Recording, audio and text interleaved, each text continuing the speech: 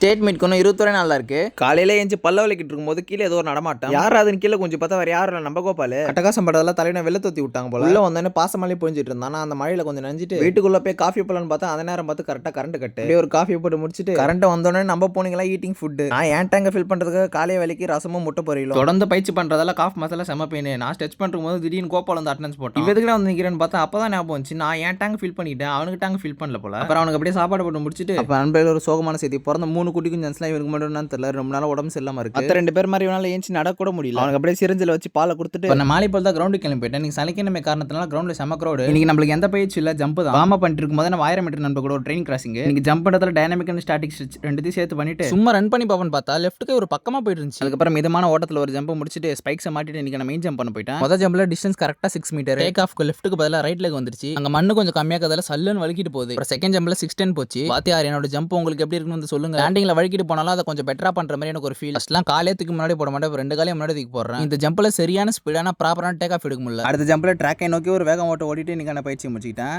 தொடர்பில் இருக்கவும்.